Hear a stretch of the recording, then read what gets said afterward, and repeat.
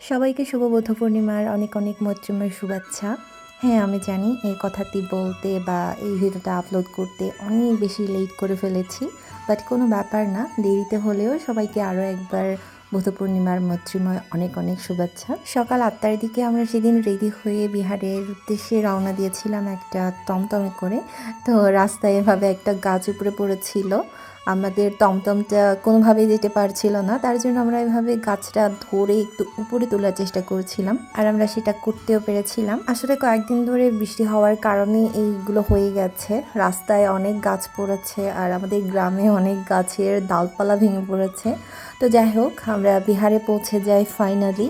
And সেখানে গিয়ে দেখি যে সবাই বৌদ্ধ পুজো দেওয়ার জন্য লাইন ধরেছিল। আমরা একটু লেট করে গিয়েছিলাম, তার জন্য এগুলো বানানোর কাজে আমরা হেল্প করতে পারিনি বা এগুলো কিভাবে বানানো হয় এটা দেখিনি। তো যাই হোক, এখানে সবাই লাইন ধরে হাতে ফুল নিয়ে পানি নিয়ে বিভিন্ন ধরনের স্ন্যাক্স নিয়ে এখানে বুদ্ধ পূজা দেয়া হচ্ছিল। তো মাও লাইনে দাঁড়িয়েছিল, যার কারণে আমি দাঁড়াতে পারিনি, আমি তাদেরকে ভিডিও করছিলাম, যেটা দেখে আমার খুবই ভালো লাগছিল। তোমরা দেখো, লম্বা লাইন একদম সারি করে সবাই আছে এখানে, মানে দেখার পরে মনটা একদম ভালো হয়ে যাচ্ছিল। আর এখানে আমার ক্যামেরাম্যান ছিল মা, আর আমি মায়ের ক্যামেরাম্যান ছিলাম, যার জন্য আমাদের দুজন থেকে একজনকে এখানে লাইনে দাঁড়াতে হয়েছিল আর কি। আর আমি যেভাবে ঘুরে ঘুরে ভিডিও করছিলাম, আমার মা সেভাবে পারতো না, আর আমাকে হেল্প করার জন্য এখানে কেউ নেই, দ্যাটস ওয়াই মা লাইনে দাঁড়িয়েছিল বলে আমি দাঁড়াতে পারিনি।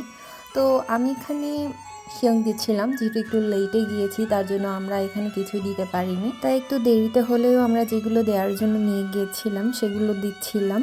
আর আমাদের মতো এখানে অনেকেই সেই কাজটা করেছে, অনেকেই বাড়ি থেকে পায়েস রান্না করে নিয়ে গিয়েছিল। আজকের এই শুভ দিনে মহাকারণিক তথাগত সম্যক সম্বুদ্ধ গৌতম বুদ্ধ পৃথিবীতে মানবকুলে জন্মগ্রহণ করেছিলেন। আর আমরা এই দিনটি প্রতি বছর অনেক আনন্দের সাথে উদযাপন করে থাকি। বৌদ্ধ পূর্ণিমার এই দিনে বুদ্ধ মূর্তিকে স্নান করানো হয়, বিশেষ করে শিশু বুদ্ধ মূর্তিকে। আমাদের বৌদ্ধ ধর্মাবলম্বীদের এটি একটি অত্যন্ত গুরুত্বপূর্ণ ও পবিত্র ধর্মীয় আচার। বৌদ্ধ পূর্ণিমার এই বিশেষ দিনে গঙ্গা স্নানের বিশেষ মাহাত্ম্য আছে। তো এই বিশেষ দিনে গঙ্গা স্নান করলে পাপ ক্ষয় হয়, যেটা আমরা বিশ্বাস করি। এছাড়া আরও বিশ্বাস করা হয় যে এই দিনে গঙ্গার জলে বিশেষ একটা শক্তি থাকে, যা শরীর ও মনকে শুদ্ধ করে, পাশাপাশি রোগ থেকেও মুক্তি দেয়। তারপরে এই বৌদ্ধ পূর্ণিমার দিনটি বৈশাখী পূর্ণিমা নামেও বিশেষ পরিচিত। আর আমাদের বৌদ্ধ ধর্মাবলম্বীদের জন্য এটি অত্যন্ত গুরুত্বপূর্ণ একটি পবিত্র দিন। তাই এই পবিত্র দিনে আমাদের বৌদ্ধ ধর্মাবলম্বীরা আমরা বিহারে সুন্দর করে একটা দিন উদযাপন করি, যেখানে ধর্মীয় অনুষ্ঠানের আয়োজন করা হয়।